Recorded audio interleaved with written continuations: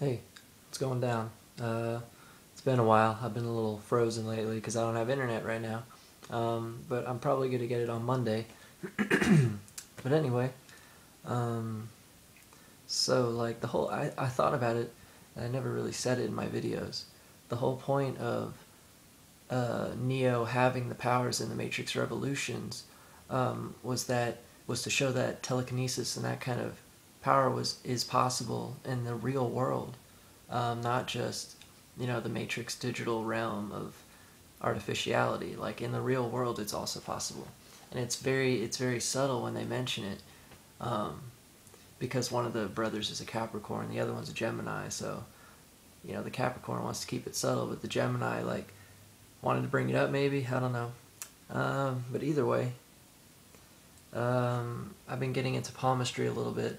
I'll do a bit of it later, of just a good 101 on palmistry. But right now I just want to mention that the lines under your wedding finger and in your palm, those are your Venus lines, and your Saturn lines is that straight line from the middle finger down like that. And the left hand represents your true self, so you should look at that one more. And the right hand is how others perceive you. It's kind of like your right hand is your ascendant, and your left hand is your sun sign. But anyway, my Venus lines are very dominant. Like, I have a lot, and my Saturn line is kind of distinct, but not as distinct as others. But anyway, Infinite Jest was mentioned, excuse me, in Weeds. This one episode where Shane's trying to impress the Cuban husband's daughter, but she is above him or whatever. So he's reading a book, and his brother is like, "Oh, you're reading a book?" And it was Infinite Jest. I just thought it was funny because it is known, but I wouldn't start that as a fucking book to begin reading with.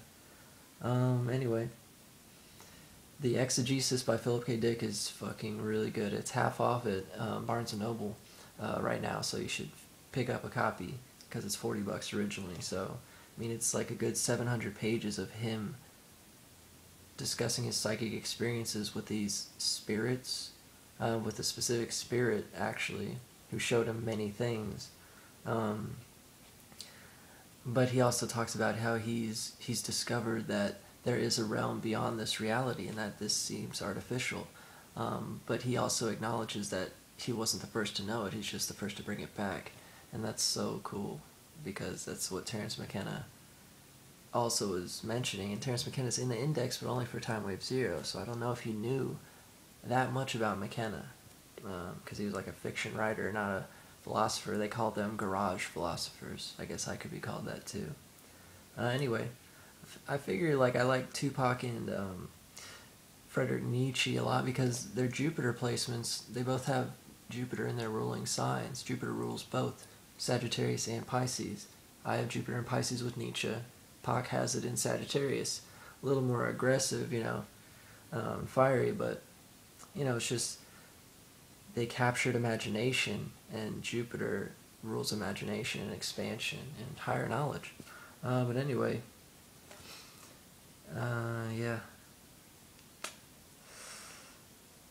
Something extremely whoa, I figured out is that, Philip K. Dick said he went back to Rome. He was in that reality, or it came back, and because it wasn't there, it's like some universal archetype. But anyway, when he had that in 1974, it's exactly resonant to the times he thought he was in, 100 AD, around 100 to 300 or something.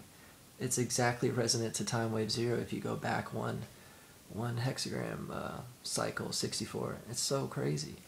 And I'm adding on to his exegesis, and he didn't know about McKenna's theory that much. I mean, fractal time is mentioned in the exegesis with McKenna mentioned, but it doesn't mention 2012, it doesn't mention DMT elves, which is pretty much what he experienced.